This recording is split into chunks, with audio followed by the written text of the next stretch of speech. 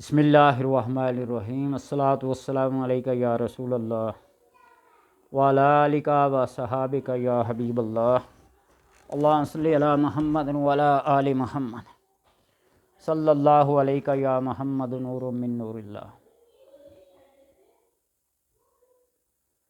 ایک دور تھا کہ جب کہ سوشل میڈیا نہیں تھا۔ اس دور میں بھی یہ وظائف، یہ عملیات، یہ پیری، یہ مریدی، یہ فقیری کے سلسلے چلتے تھے۔ لوگ اس وقت بھی اعتراض کرتے تھے اور آج بھی کرتے ہیں۔ یہ نذرانے، یہ چڑھاوے، دینا لینا، اللہ کے علاوہ کوئی دینے والا نہیں، کوئی عطا کرنے والا نہیں، کوئی مدد کرنے والا نہیں۔ یہ بات بالکل ایک اٹل حقیقت ہے، لیکن اللہ نے اسباب و ذرائع بنائے ہوئے ہیں۔ کسی کو ڈاکٹر بنا کر شفا بانٹنے کے لیے بٹھا دیا، کسی کو حکیم بنا کر، کسی کو پیر بنا کر، کسی کو فقیر بنا کر، کسی کو عامل بنا کر، یہ سلسلے چلتے رہیں گے۔ سوشل میڈیا کا دور ہے۔ آج بھی لوگ کمنٹس کرتے ہیں، بابا جی لوگوں کو گمراہ نہ کرو، کن چیزوں پہ لوگوں کو لگا لیا ہے۔ شاید کہ لوگ آج بھی بے خبر ہیں۔ ہم نے کسی کو کسی نئی راہ پہ نہیں لگایا۔ وہ اعتراض کرنے والے آج خود سوشل میڈیا کی زینت بنے بیٹھے ہیں۔ میرے سامنے کے کئی ایسے لوگ ہیں، جب میں یہ کام کرتا تھا، اور یہ کام میں نے عملیات والا 1987 میں شروع کیا تھا، 1987 میں۔ اللہ کا کرم ہے، اسکول بھی پڑھایا، مسجدوں میں بھی رہا، مدرسوں میں بھی رہا، انگلش میڈیم، عربی میڈیم، اردو میڈیم، سب جانتے ہیں۔ یہ کام کرتے تھے تو چند ایک مسلک کے لوگ ہمارا اعتراض کیا مذاق اڑاتے تھے، یہ کس کام میں لگے ہوئے۔ آج ان لوگوں کے پاس رش دیکھے نا تو خود حیران ہوتے ہیں کہ ہمارا مذاق اڑانے والے خود یہ کام لیے بیٹھے ہیں، اور یہی حال سوشل میڈیا پہ ہو گیا ہے۔ جو بات میں کہنا چاہتا ہوں وہ یہ ہے کہ آیا کہ سوشل میڈیا کے ہر بندے کا بتایا ہوا ہر وظیفہ اثر کرتا ہے، رکھتا ہے، یا صرف کتابیں دیکھ کر، کسی کی ڈائری دیکھ کر کسی کو بتا دیا۔ اور ہاں، جب سے لوگوں کو یہ پتہ چلتا ہے نا یوٹیوب پہ پیسے ملتے ہیں، تو پھر پیچھے مڑ کے یار لوگوں نے نہیں دیکھا کہ غلط بتا رہے ہیں، صحیح بتا رہے ہیں، اچھا کر رہے ہیں، برا کر رہے ہیں۔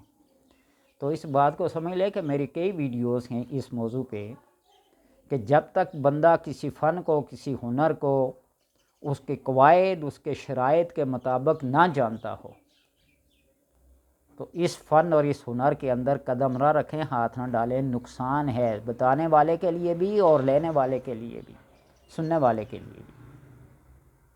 ایک آدمی ڈاکٹر نہیں ہے، لیکن وہ ڈاکٹری کی طب کی کتابیں پڑھ کر اپنا مطلب کھول کے بیٹھ گیا، کلینک کھول کے بیٹھ گیا۔ اس کا تجربہ نہیں، وہ کوئی اصول نہیں جانتا، وہ کوئی قانون نہیں جانتا، دوائی تو کسی کتاب سے لکھ کے دے دے گا، لیکن لینے والے کے لیے کیا ہوگا؟ قواعد اور اصول کے بغیر جو کوئی عمل کرے گا، چلا کرے گا، اپنی جان سے ہاتھ دھو بیٹھے گا۔ جان نہ ہو تو کم از کم دماغی توازن اس کا فیل ہو جائے گا۔ ایک ڈرائیور ہے، ڈرائیونگ وہ جانتا ہے، لیکن کسی ادارے سے اس کے پاس کوئی لائسنس نہیں ہے، اشارات کے بارے میں، زگ زگ، اتار چڑھاؤ، یعنی جتنے بھی ٹریفک کے اصول ہیں وہ نہیں جانتا، بس صرف ڈرائیو کرنا جانتا ہے، تو خود بھی کہیں حادثے کا شکار ہوگا اور ساتھ بٹھائی ہوئی سواریوں کو بھی لے ڈوبے گا۔ اسی طرح کسی آدمی نے سیب کا ذائقہ چکھا ہوا نہیں ہے اور اس سے پوچھا جائے کہ سیب کا ذائقہ کیسا ہے، امرود کا ذائقہ کیسا ہے، کھیرے کا ذائقہ کیسا ہے، اس نے کھایا ہوا نہیں، چکھا ہوا نہیں، تو وہ کیا بتائے گا؟ صرف کتاب پڑھ کے نہیں۔ تو اس لیے اکثر جو وظائف اور عملیات یوٹیوب پہ، ٹک ٹاک پہ، انسٹاگرام یا دیگر جو اکاؤنٹس ہیں ان پہ بتائے جاتے ہیں، آپ دیکھیں پہلے بندے کی وضع کو، قطع کو، اس کے متبع سنت ہونے کو دیکھیں۔ بعض لوگ صرف سنی سنائی باتوں کو آگے چلا دیتے ہیں، اور بعض لوگ ایسے تجربہ کار ہوتے ہیں کئی سالوں کا چلہ کاٹ کر اس فن کو، اس ہنر کو، اس عمل کو کامیاب بنایا، کامیاب ہوا، پھر آگے چلاتے ہیں، اور وہ جو بتاتے ہیں نا ان کا اثر بھی ہوتا ہے۔ نہ داڑھی نہ مونچھ، نہ سر پہ ٹوپی نہ پگڑی، نہ بات کرنے کا ڈھنگ، اور نہ ہی قرآنی الفاظ کو ترنم کے ساتھ کیا تلفظ کے اعراب کے ساتھ پڑھنا نہیں آتا۔ آپ اکثر دیکھیے درود ابراہیمی کو، باقی درود تو جیسے ہی، لیکن اس کا جو پہلے حصہ کا اینڈ آتا انکا حمید مجید، اس مجید کو مجید پڑھتے ہیں، دیکھ لینا اکثر توجہ کے ساتھ، اور کسی کو طنز نہیں کر رہا، صلی اللہ علیہ یا محمد، درود پاک جو نبی پاک صلی اللہ علیہ وسلم پر پڑھتے ہیں نا، اس کو دیکھ لیجیے کیسے پڑھتے ہیں۔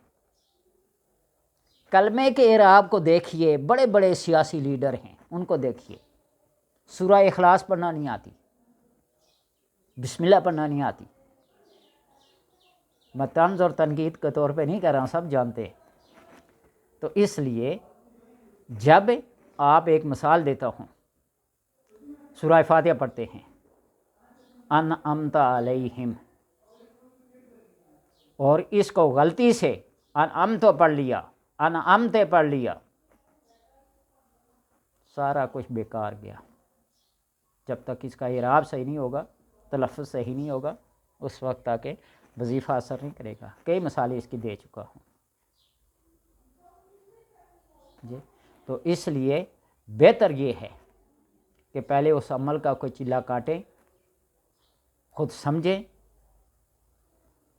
اور تجربہ کریں کہ واقعی اس عمل نے کام کیا ہے۔ اکثر آپ نے دیکھا ہوگا کہ بعض لوگ تپتے کڑکتے ابلتے تیل میں پاؤں ڈال کر کسی دوسرے کو لات مارتے ہیں درد والی جگہ پہ۔ اس میں کیا ہے؟ میں نے بھی بڑا تجسس کیا، بڑا پھرا، ہر ایک بندے نے گر بتا دیا کہ ان عملیات کے بیٹھ کے پڑھنے کی ایک خاص پوزیشن ہوتی ہے، خاص حیت ہوتی ہے۔ بعض دوزانو ہو کر، بعض چوکڑی مار کر، بعض کسی طرح اور بعض کسی طرح، بعض عملیات کھڑے ہو کر، پانی میں، دھوپ میں، آگ جلا کر، مختلف طرح کے۔ تو میں نے بھی ایک طرح اس تپتے تیل میں پاؤں ڈالنے کے عمل کو سیکھا، اور جب اس بندے نے اس کی حیت، اس کی ترکیب بتائی کہ کیسے بیٹھا جاتا ہے، کس نشست میں بیٹھیں گے، پھر پانی کا گلاس جو سامنے ہوگا اس کو رکھیں، وہ پانی پڑھائی کے دوران میں اس کے اندر سے وہ تنکے نکلنا شروع ہو جائیں گے ایک قطرے سے۔ شیشے کے گلاس میں پانی رکھیں نا، جس طرح پانی تپتا ابلتا ہے تو پہلے چھوٹے چھوٹے قطرے سے بنتے، پھر پانی سے باہر نکلنا شروع ہوگا، پھر پانی ابلنا شروع ہو جائے گا۔ اگر یہ پہلا طریقہ کامیاب ہو گیا تو پھر جا کے تیل میں پاؤں ڈالنا یا ہاتھ ڈالنا، اگر یہ نہیں ہے تو پھر صرف کلام پڑھ کر جا کے اپنے آپ کو نقصان نہ پہنچانا۔ تو اس لیے یہ سوشل میڈیا کے اوپر جتنے بھی آپ ایک کوسچن کر کے ان سے پوچھیں کہ کتنے دنوں کا چلہ کیا ہے، کس صاحب سے اجازت لی ہے، اس کے پڑھنے کا طریقہ کیا ہے، تو پھر اس عمل کو اپنائیں۔